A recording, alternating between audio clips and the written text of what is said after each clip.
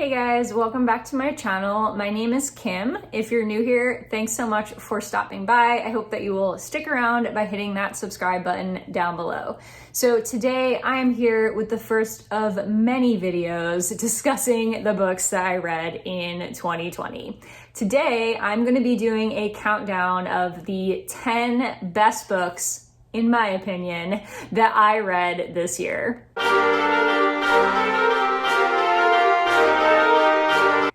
So just to be clear, these are all books that I personally read in 2020. They did not all necessarily come out in 2020, though some of them did. And if I didn't include your favorites on this list, it's probably because I haven't read them or they just weren't my thing. So don't take offense. This is completely my own personal thoughts and enjoyment of these 10 books. So I'm gonna do this in backwards order just to add some suspense. So I'm gonna go from 10 to 1. So 1 is obviously going to be my favorite book of the year, and backwards to 10, which is my 10th favorite book of the year. So let's get started with book number 10. Number 10 is Red, White, and Royal Blue by Casey McQuiston. This one is one that I read pretty early on in the year. I know that it was huge last year. It was super hyped up on BookTube and people were really loving it. I didn't get to it until this year, but I completely agree with the hype.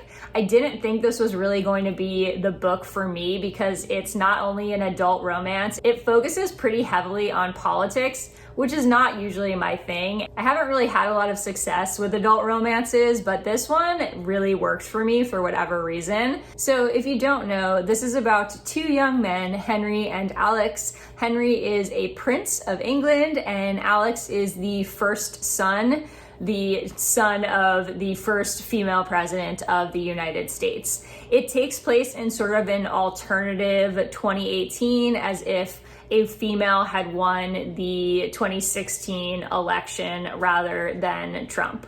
And so it's not technically Hillary Clinton, but I think that was the direction she was trying to go in.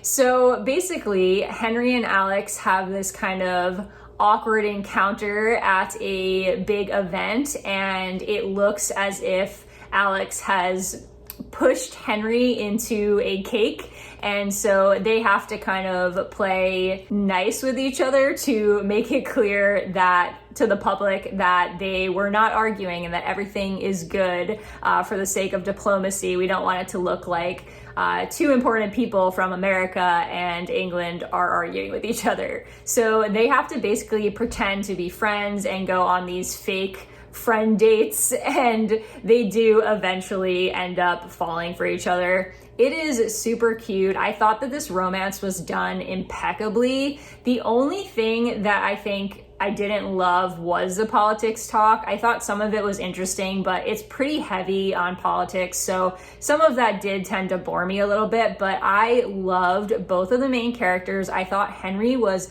the cutest thing ever. Not only is he British, he's just like such a softie and he's so sweet and he's perfect for Alex. Like, I thought their relationship was done so well. They had such great chemistry and they were both so cute. And I loved reading the emails back and forth between them. I loved their interactions. Everything about them was just the cutest thing ever. I thought this romance was awesome. And on top of the fact that the romance was done really well, I also just think this is a well-written book overall. I really enjoyed the writing style, and I felt like the author did a really great job of flawlessly mixing together the aspects of politics and current events with the romance. I feel like this was a romance that had some depth to it. Not that all romances don't, but I feel like rather than it just being a fluffy romance, this author really did add a lot of depth with her discussions on politics and gender and a lot of the things that just come up throughout the novel. Next, I have a book that I have spoken about many a times, so if you've been here before, you are not surprised, and that is In the Hall with the Knife by Diana Peterfrond. This is the first in a trilogy. I read it this year and really enjoyed it. The second book just just came out, I believe, in November, so I'm planning on getting to that soon. But this is basically about a private school named Blackbrook Academy, where a group of kids that are modeled after the characters from Clue go to school. So it's basically a retelling of the story of Clue, basically the background behind like the board game as well as the movie. So you have a bunch of students that are all supposed to be the characters from Clue. They have like the same last names and they fit the same characteristics. And then their headmaster is named Mr. Body. And they basically get trapped during a winter storm in one of the buildings on campus because it's the only building that has heating. And so a small cast of them end up trapped in this building together during the storm, waiting it out, and Mr. Body shows up dead. So basically they have to figure out who killed Mr. Body. It's just a perfect like close proximity mystery where they're all kind of stuck together and you have a limited amount of suspects. I thought this author did a great job imitating the movie / board game. I thought it was like spot on. It's not like the greatest piece of literature you'll ever read, but it's super, super fun. And I definitely recommend this to anybody who is a fan of Clue. Number 8 on my list is The Hand on the Wall by Maureen Johnson. This is the conclusion to a trilogy, so I'm not going to get into too much detail about this book just because spoilers for the series, but this was the last book in the Truly Devious series. I loved this entire series throughout. I thought every book was solid and I thought this conclusion was perfect. I really, really felt like this author did a great job extending the mystery throughout the trilogy in a way that kept your attention, but still gave you enough that you felt satisfied. But like she left every book with you wanting more, like wanting to read the next book. And I thought this was a very satisfying conclusion. If it didn't go exactly how I wanted, that's okay. I still feel like she put together a well-constructed mystery with a reasonable conclusion. So if you don't know, Truly Devious is about this girl named Stevie who gets accepted to Ellingham Academy, which is a private boarding school in Vermont. It is very elite and hard to get into, but if you're accepted, you get to go tuition free. And they only accept students that they feel have a real passion or talent for something. So Stevie applies because she is very, very passionate about true crime, and she hopes to help solve the cold case surrounding Ellingham Academy, in which the founder's wife and daughter disappeared. It was never solved. It was committed by some person named Truly Devious, and she goes there hoping to solve the cold case. As you would expect, many things pop up and a new mystery blooms that is somehow tied to the old mystery, and that continues throughout the entire series. This is one I would highly recommend to any mystery lover, but specifically those that enjoy YA mysteries or boarding school stories. Number 7 on my list is The Shining by Stephen King. I read so many great Stephen King books this year, and it was really hard for me to narrow this down because I didn't want to have too many of his books on the list because that felt unfair to other authors. But I ended up keeping this one because I really just think this is a classic. Obviously, this has been around for a long time, and I'm just getting around to reading it in 2020. So no one is surprised that this is a great book, I don't think.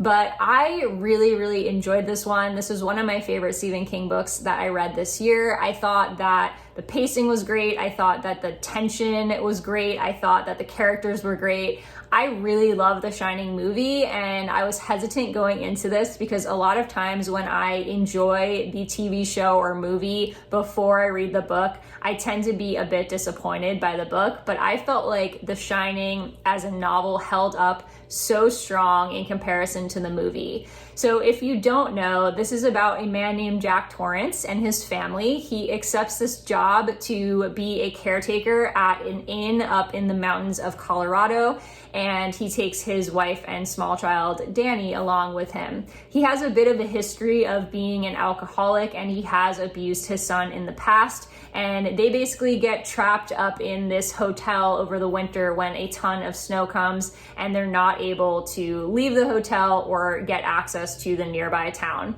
And it's basically just Jack's descent into madness as things escalate in the hotel, and it's never completely clear if it's cabin fever or if there's something supernatural going on. But I think that that's what's great about this story. I'm sure that most of you are familiar with either the book or the movie. They are both definitely worth checking out, but they do have very different endings. And what I found really interesting was that two of the most popular or famous lines from the movie are not even in the book. So for example, the whole like all work and no play makes Jack a dull boy, super popular line from the movie, not even in the book, ironically. And neither is that scene where he says, "Here's Johnny," which everybody's seen that meme, even if you haven't seen the movie. But again, it's still a quality novel, and I think worth checking out whether you've seen the movie or not. Next, I have another YA mystery, and this is a pretty recent read for me, but I had to include it in this list because, especially as a little bit of time goes by, I'm realizing that I really enjoyed this. And that is None Shall Sleep by Ellie Marney. So this was one I picked up completely on a whim. I hadn't even heard about it, but I saw it at Barnes & Noble and I was like, wow, this sounds like something I would enjoy. And turns out it is something I would enjoy.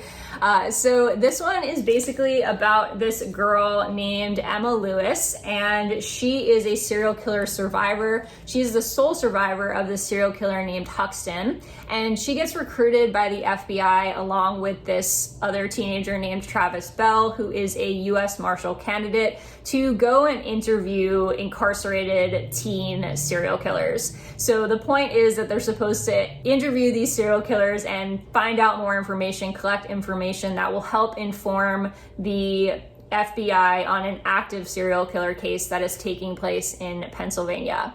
Ironically, I've started watching the show Mindhunter this past week, and I am seeing so many connections between this book and that show, and I'm wondering just how much inspiration this author took, because there's so many like little things, even the fact that the two main characters are put to work in the basement, and that's exactly what happens on Mindhunter. So I almost feel like this is a YA version of Mindhunter, except it's taking place in present time rather than in the 70s. But I have to say, if you enjoy the show Mindhunter, like definitely check this out, because there are so many similarities in a good way. And I feel like this was pretty inspired by the show, or at least by what happened in real life, since the show is based off of real events. Number 5 on my list is ironically the first book that I read in 2020, like the very first one ended up making it to my top 10 for the year. So I don't know if that's a good thing or a bad thing, but here it is.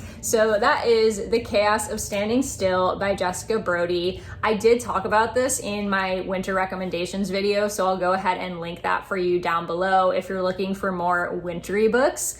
But this one really stuck with me. I think when I read it, I really enjoyed it, but I didn't think that it was going to necessarily stick with me because it was a pretty straightforward YA contemporary, but I still think about this book like occasionally because I really feel like it was not only an enjoyable read, but it was a story that stuck with me because of the way that it played out and the characters were just really well developed.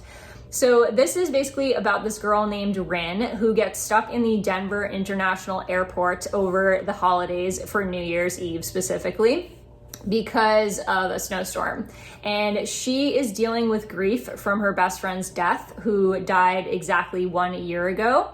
And she has one unread text message on her phone from her best friend. The last text message her best friend ever sent her, she still has not opened it a year later because she basically doesn't want it to be over. Like, she feels like once she reads this text message that her best friend will really be gone. So she's kept it unread on her phone this entire time. As she's stuck in this airport, she actually bumps into, like literally bumps into this other person named Xander, and they have this meet cute where they kind of like bump into each other and then their phones go flying and they accidentally take each other's phones because they just so happen to have the same phone, and then they have to track each other down. And Rin is understandably like very stressed out because that phone has that last message that she still hasn't read from her best friend, and she's afraid if she can't get it back she'll never know what her best friend said before she died. And so they have to find each other, and it's just this adventure of like them spending New Year's Eve together. It is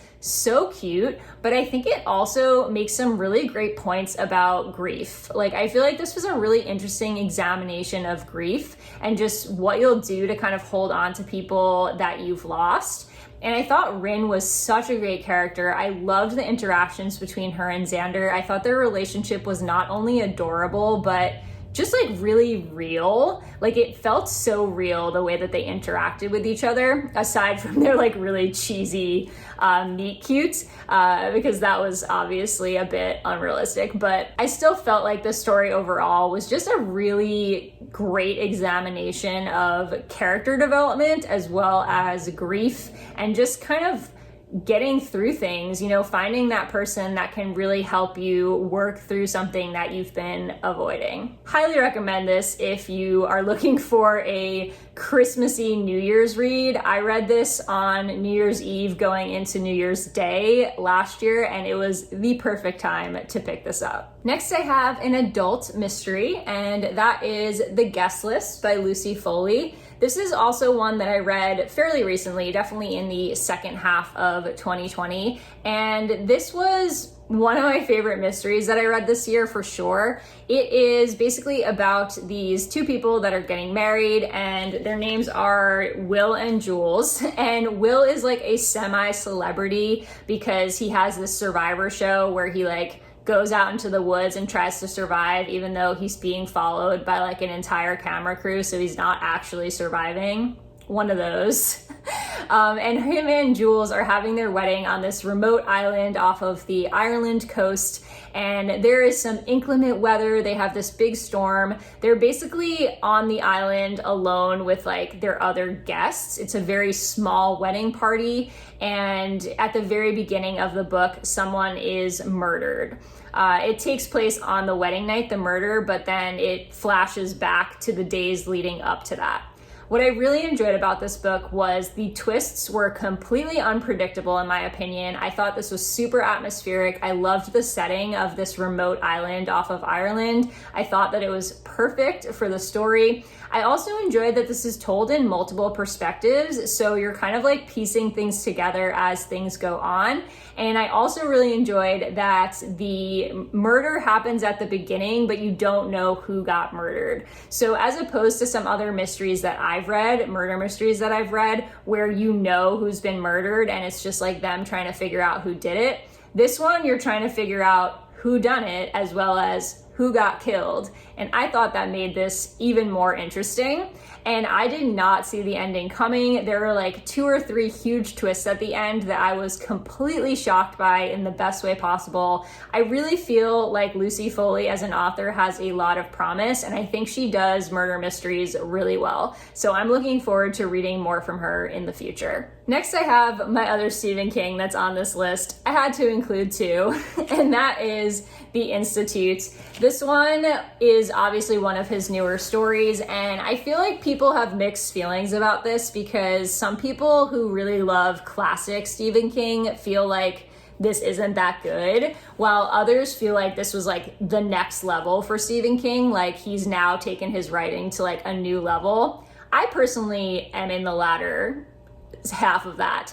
I have not read a ton of Stephen King, and I am not by any means an expert. I have read a variety of older and newer titles by him, but I thought that this really was like a step up for him. Like, I appreciate his old horror for what it is, and I definitely enjoy those as well, but I think this is like a new writing style or a new thing that Stephen King is doing that I think he's doing well. So this is actually not horror, despite the fact that I think it won the horror award in the last like year or two on Goodreads, because somehow Stephen King manages to win the Goodreads award for horror every year, even if his book is not actually horror, which is what happened with this book. Though, I don't know if you guys noticed, but he didn't win this year, which I thought was mind-blowing because I haven't read the book that was on there this year for him, but I was totally surprised because I feel like he usually wins by name alone.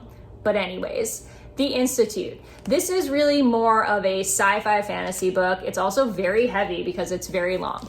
But this one is about a young boy named Luke, and Luke is 12 and he has supernatural powers. He has telekinesis, and one night he is kidnapped and his parents are murdered, and he is taken to this place called the Institute with other kids that also have supernatural powers. That's all you really need to know. The story does start off with this other character, Tim, who decides to take a voucher to get off of his plane and travels to this other town, this small town where he starts working as a night watchman. But then it's mostly focused on Luke. He does come into the story again later, but the main story is focused on Luke and these other kids. I loved a lot of things about this book. I found it to be nearly perfect. I think I ended up giving it 4.5 stars. I really enjoyed the pacing of this. I loved Luke as a character as well as the other kids. I thought they were so well done and just so cute and relatable and real. And I loved just the point that this was making. Without giving any spoilers, there are a lot of kind of comments being made through this story about the government and about the way the government views human beings and war and a lot of things. There's a lot of commentary being made through this story, and I think that's what makes it really interesting. While it is a really fun, action-packed sci-fi fantasy story, and I loved that about it, I also feel like this says some really interesting things about medical testing and the government and how we treat children and how we treat humans in general. And I thought it made some really interesting points. It got me thinking about some things. But highly recommend if you haven't checked this out yet. Even if you're not a huge Stephen King fan, I do feel like this reads a lot different than the other books I've read by him, and I feel like this is worth checking out even if you don't enjoy his horror stuff. Number 2 on this list is not a surprise to anyone and was actually a reread, but I'm still including it because I read it in 2020 and it was amazing. And that is An Absolutely Remarkable Thing by Hank Green. If you've ever been on my channel, you know I love this book and you know I love the Green brothers, so not surprising at all. But this is basically about April May. She's a 20-something living in New York City, and one night when she's coming home late from work, she's like the typical burnt out millennial, which we can all relate. She is coming home from work and she stumbles upon this large transformer-like statue that she names Carl. And she calls her friend, he comes over with his camera equipment, they do this mock interview with this statue that she has dubbed Carl. It goes up on YouTube, it goes completely viral, she becomes internet famous and gets dragged into this whole big thing that's happening around the world. Essentially, the next morning she wakes up to find out that these Carls, as she has named them, have popped up in all of these cities around the world and no one knows where they came from. And so she gets kind of dragged into this whole thing and it just spirals from there. I love so many things about this book. I think it's super relatable. I think it's super accessible. I think it's funny in its own way. I think it says a lot of interesting things about internet culture and fame and going viral and what that really means for people. Because so many people want that internet fame. They want that viral video. They want to become somebody that everyone follows and knows. But this kind of exposes what that really looks like and what it's like for April to actually go through that experience of being internet famous and how it affects her personal life and just her personality in general. I love everything about this book. I didn't include the sequel on this list because I knew I was going to include this, but the sequel is 100% also worth reading. I like the first book a little bit better, but if you enjoyed this, definitely pick up the sequel. And my number 1 favorite book of 2020, which I was a little surprised that this one ended up on top because I don't know if I knew that when I read it, that this was going to be my number 1, but here it is. And that is Home Before Dark by Riley Sager. So I know that not everyone is as huge a fan of this as I am, but I really felt like this deserved the top spot because this was a book that I could not put down and has still stuck with me like months later. Although this is not like a literary masterpiece by any means, I feel like this is a very well constructed mystery book and almost borders on horror.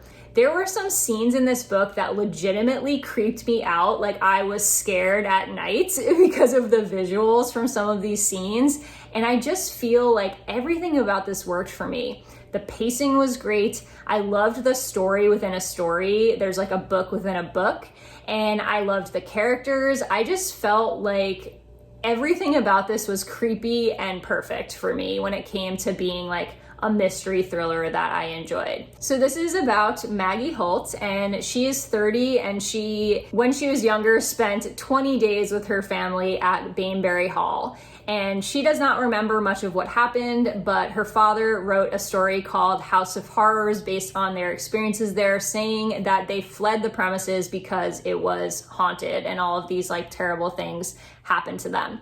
So this alternates between Maggie in the present, when she is returning to Bainbury Hall because her father has passed away and left the estate to her. So she's like going back to fix it up and eventually sell it. And she's really going back to figure out like what really happened, because she doesn't really remember and she doesn't fully believe what her father wrote. That alternates with the actual book, House of Horrors, where her father is writing about what happened 25 years ago. So I loved that, like, the way it was paced, it would be like something would happen in the past and then something connected would happen in the present time. And I just thought that flowed really well. I think writing a book within a book can be really difficult and doesn't always go well, depending on how you do it. But I thought that Riley Sager handled it really well, and I thought it added a lot to the story. This is basically the same thing as Haunting of Hill House. Obviously, like, it's not the same because Haunting of Hill House is based on a different book, but it has the exact same vibes. So if you liked that show, Haunting of Hill House on Netflix, like, you'll love this. That's why I loved this. I didn't even care that it was so similar because I enjoyed reading another story that had that same feeling, that flashing back between like them when they're younger and then the present time of like returning to the house. I just loved everything about it. I thought this was great. I could not put it down. It was an easy 5 stars. I didn't even have to think about it. I read it in under 24 hours and would easily pick this up again. So this one takes the #1 spot for 2020. So that wraps up the 10 best books that I read this year. I would love to hear from you guys in the comments what your favorites of 2020 were, as I would love to chat with you about it. Stick around for tomorrow when I will be discussing my least favorite books from 2020 in my worst books video tomorrow. If you like this video, don't forget to give it a thumbs up and hit that subscribe button if you haven't already, and I will see you guys in my next Vlogmas video.